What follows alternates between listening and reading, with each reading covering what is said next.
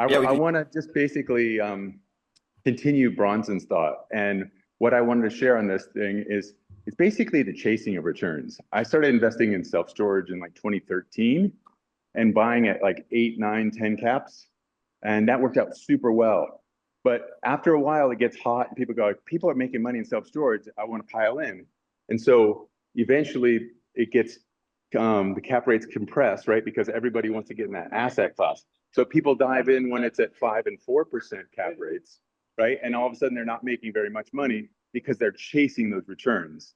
Same thing like Nvidia. You could buy Nvidia. People, when it goes up, they buy at all-time highs. And then in April, when it fell to 90, right? Nobody wanted to buy. Everybody was scared. And so it's basically doubled since April.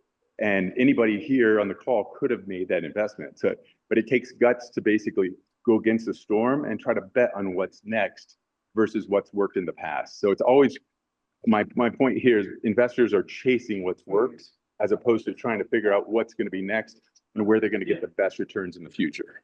So Brian, so you've got a lot of investments. I'd be curious to hear how you allocate, you know, opportunities because you invest in a lot of different things. I'd be curious just how you kind of look at it and how you recapitalize maybe that allocation each year.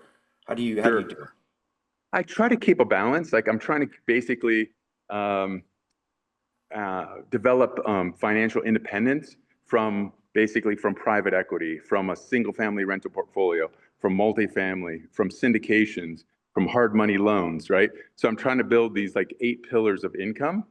And I don't always just, I don't think about it like in a stock market where you want to reallocate every year and balance because you really want to go where things are working, right? And so recently I've been doing a lot of flex industrial. Why?